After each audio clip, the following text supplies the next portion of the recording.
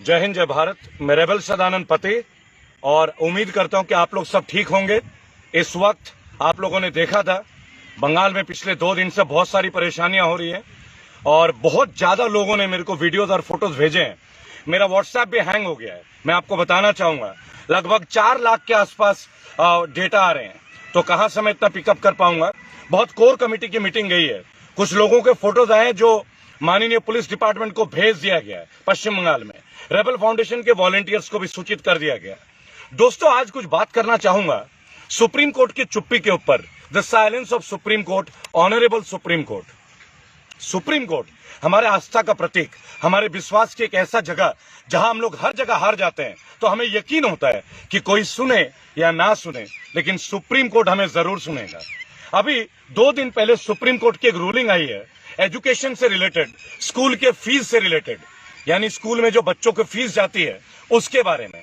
Supreme court ने एक टिप्पणी की है ज्यादातर संस्थाओं को कि 15% कम से कम फीस घटानी चाहिए, क्योंकि इसको बंद कर देना, थोड़ा लाइट आप वो आ रहा है थोड़ा, ठीक है, क्लियर है। मैं बताना चाहूंगा सुप्रीम कोर्ट ने एक टिप्पणी की है कि स्कूलों को चूंकि 1 साल से बंद है, बहुत सारे खर्चे स्कूलों के नहीं है जैसे डीजल, मेंटेनेंस वगैरह, तो 15% जो है वो घटा लेना चाहिए। मैं बताना चाहूंगा आप लोगों को एक बात कि सुप्रीम कोर्ट को ये बात पिछले 1 साल से दिखाई नहीं दे रही थी क्या? हम लगातार पेरेंट्स की आवाज उठा रहे थे लगातार कि भाई स्कूल के लोगों की जॉब चली गई है। पूरा पहला लॉकडाउन के फेज में सुप्रीम कोर्ट ने एक भी टिप्पणी नहीं की। पूरे इलेक्शन के दौरान उनकी एक भी टिप्पणी नहीं आई। पूरे महाकुंभ के दौरान उनकी एक भी टिप्पणी नहीं आई। और अब उत्तर प्रदेश हाईकोर्ट भी कहती है कि हाथ जोड़ते हैं हम लोग कि आप फटाफट लॉकडाउन लगाओ, लोगों की जान जा रही है। मुझे समझ में नहीं आता कि कई बार जो हमारी न्यायपालिका है, क्या वो भी कुछ इन्फ्लुएंस में आ जाते हैं क्या? उनको भी असर होता है क्या केंद्र की सरकार का? एक सीधा सवाल है, क्योंकि इतने दिन से सुप्रीम कोर्ट का चुप रहना, हाई कोर्ट का चुप रहना लोगों के आस्था को ठेस पहुंचाती है। जी हां दोस्तों, जब पहला लॉकडाउन हुआ था तब सुप्रीम कोर्ट ने कोई इंटरवेंशन ही नहीं किया। आप एक बात गौर कीजिएगा, अभी महाकुंभ हो रहा था हरिद्वार में और लाखों के तादाद पे श्रद्धालु इस कोरोना के फेज में जा रहे थे, सुप्रीम कोर्ट की कोई टिप्पणी नहीं। बंगाल में इलेक्शन हुआ, इतने जगह 5 स्टेट में इलेक्शन हुआ, सुप्रीम कोर्ट को लगा ही नहीं कि उनको एक टिप्पणी करनी चाहिए। लेकिन अब सुप्रीम कोर्ट कहती कि 15% स्कूल का फीस घटा देना चाहिए। 1 साल से जो नौकरी में नहीं है उनका दर्द कौन लेगा? प्राइवेट स्कूलों ने कहीं माफ नहीं किया। मैं आपको बताऊं, कई बच्चों के एनरोलमेंट को रोका हुआ है, अटेंडेंस को पूरा नहीं होने दिया है। आखिर ये किसकी कमी है? केंद्र की सरकार को कोई इंटरेस्ट नहीं है, शिक्षा मंत्री को इसमें कोई इंटरेस्ट नहीं है। हमने कितनी बार आवाज उठाई, ना जाने कितने पेरेंट्स टीचर एसोसिएशन लगातार 1 साल से इसके ऊपर आवाज उठा रहे हैं। और ये जो स्कूल के संस्था है ना, ये बिल्कुल माफिया की तरह एक्ट कर रहे हैं। माफिया की तरह, मैं ये वर्ड यूज कर रहा हूं, ये लोग माफिया की तरह एक्ट कर रहे हैं, जैसे एजुकेशनल माफिया है। आपको समझना चाहिए, जनरेटर नहीं चल रहे हैं, इलेक्ट्रिसिटी का बिल नहीं है, मेंटेनेंस का बिल नहीं है, ऑटोमेटिक होना चाहिए था कि इनकी फीस घटा देनी चाहिए थी। इन लोगों ने टीचर्स को भी पूरी पे स्केल नहीं दिया है, ये मैं रिकॉर्ड के साथ साबित कर सकता हूं। बहुत सारे टीचर्स का है मेरे पास डेटा, बहुत बड़े बड़े स्कूलों का डेटा है दोस्तों। लेकिन तब सुप्रीम कोर्ट चुप रही। और आज यूपी में फिर से 10 तारीख का लॉकडाउन, झारखंड बंगाल में लॉकडाउन एक्सटेंड कर दिया गया। शायद पूरा देश फिर से एक लॉकडाउन में जा रहा है दोस्तों, पूरा देश। लेकिन मुझे एक बात समझ में नहीं आ रही कि न्यायपालिका को इतने देर लग गई। आप ये देखिए, लोग इतने कोरोना से प्रभावित हो रहे हैं, इतने सारे लोग प्रभावित हो रहे हैं, तब न्यायपालिका चुप रही। कितनी दुख की बात है, जब वायलेंस हो रही है तब भी आप चुप हैं, जब इलेक्शन कमीशन चुप है। अरे आपको इलेक्शन पोस्टपोन करा देना चाहिए था। जैसे बंगाल का इलेक्शन हुआ, लॉकडाउन की स्थिति स्टार्ट हो गई, एक झटके में हमारे पास रिपोर्ट आने लगी इतने लोग मर रहे हैं। कोई मुझे बताएगा कि कितने लोग ठीक हो रहे हैं? उनकी वीडियोस टीवी में क्यों नहीं दिखाई जा रही है? जो लोग रिकवर कर रहे हैं उनकी वीडियोस क्यों नहीं दिखाई जा रही है? जिनको वैक्सीन लगाया गया उनके 1 महीने के अंदर क्या क्या इफ एंड बट है, वो क्यों नहीं दिखाया जा रहा है? ये एक बहुत बड़ा मुद्दा है, ये एक बहुत बड़ा मुद्दा है, मैं आपको बताना चाहूंगा, बहुत बड़ा मुद्दा है। लेकिन इन सवालों के जवाब नहीं मिलते। लेकिन माननीय सुप्रीम कोर्ट से एक बहुत बड़ी शिकायत है, हम उनको मानते हैं, आस्था हमारी। मुझे नहीं लगता कि बाबा साहब भीमराव अंबेडकर साहब आज जहां भी होंगे, स्वर्ग में होंगे, उन्हें उनकी आत्मा को बहुत ठेस पहुंच रही होगी इस वक्त कि सुप्रीम कोर्ट के पिछले 1 साल में कितने ही मामलों में चुप्पी होना। जब किसान आंदोलन बहुत उग्र रूप धारण कर गया, इतने सारे लोग शहीद हो गए, तब जाके सुप्रीम कोर्ट का इंटरवेंशन आता है। आप किस बात का इंतजार करते हैं? किस बात का, आखिर किस बात का इंतजार करते हैं? जब जनता बिल्कुल बर्बाद हो जाए तब आपको लगता है कि न्यायपालिका के ऊपर आपको आना है।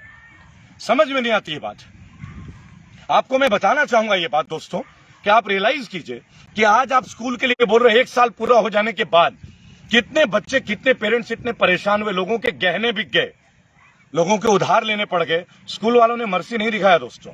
बड़े बड़े स्कूल है दोस्तों, नाम लेके बोल सकता हूं, और आप सबके बच्चे भी पढ़ते होंगे।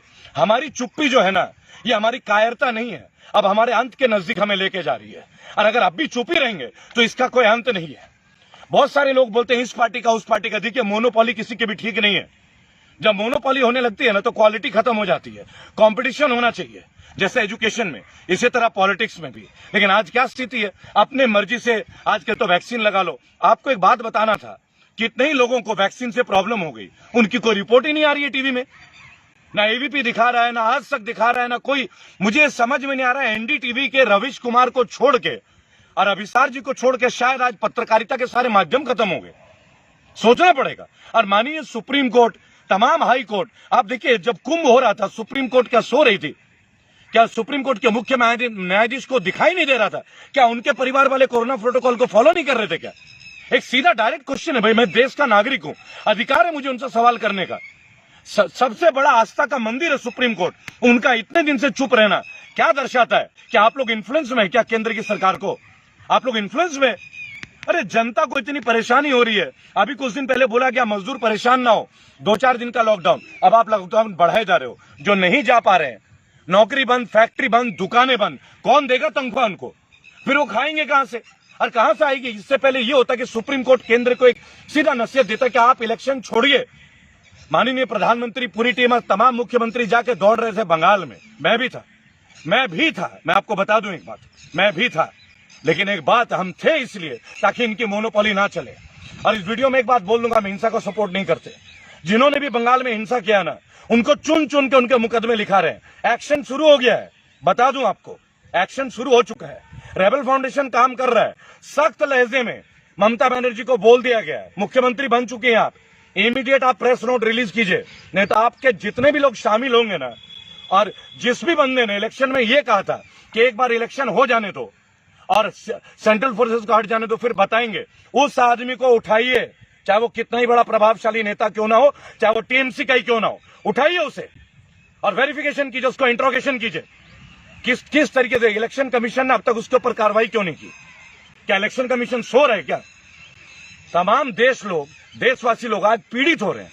कोरोना वैक्सीन मिल नहीं रही, उधर से लोग परेशान हैं। और लोग इस बात से भी परेशान है कि वैक्सीन लगाने के बाद क्या, बॉडी में इतने सारे रिपरकशंस हो रहे हैं। लेकिन हमारे खर्चे एज इट इज है। आज मेरे को कई लोगों ने कॉल किया कि बैंकों की किस्तें जारी है, काम धंधे बंद है, लॉकडाउन है, तो तत्काल प्रभाव से ये जितने भी प्राइवेट इंस्टीट्यूशन है, जो मनी टैप जैसे एजेंसीज, जो लोग लोन देते हैं, तत्काल प्रभाव से इनका क्या ब्याज क्यों नहीं रोका जा रहा है? कहां से लोग चुकाएंगे ब्याज? और वो भी इतने बड़े बड़े ब्याज।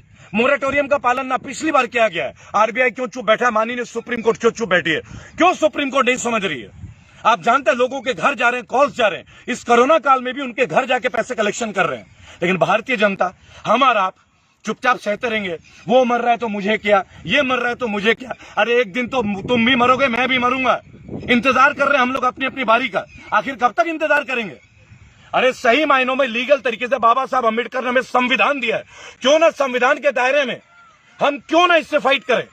कब तक एक आदमी जेल जाता रहेगा, 2 आदमी जेल जाते रहेंगे, बाकी लोग अफसोस जताते रहेंगे? मत जताइए अफसोस। अरे कम से कम हमारी 27 बार जेल यात्रा से कुछ तो सीखिए। हमारे से बहुत बड़े बड़े एक्टिविस्ट है दोस्तों, बहुत बड़े बड़े एक्टिविस्ट हैं जो इस वक्त जेल में है, लेकिन अब भी अपनी आवाज बुलंद कर रहे हैं। अखिल गोगोई जेल में रहते रहते इलेक्शन जीत गए। ये दर्शाता है कि लोग उन्हें कितना प्यार करते हैं। सत्य हार नहीं सकती। हाँ, सत्य को रोकने का प्रयास किया जा रहा है। माननीय सुप्रीम कोर्ट, माननीय हाई कोर्ट, आप जो न्यायाधीश जितने बैठे हैं, अरे ग्राउंड लेवल पे साधारण लोगों को देखें, उनके कष्ट को देखें, कितने कष्ट में वो लोग। मैं रेबल सदानंद पति, रेबल फाउंडेशन से मैं आपको एक बात बताना चाहूंगा। हम एक हस्ताक्षर अभियान शुरू कर रहे हैं। इसमें मोरेटोरियम, यानी कि जो बैंकों ने ब्याज लिया, जिन्होंने कर्ज लिया, तत्काल प्रभाव से उनके इंटरेस्ट को रोका जाए।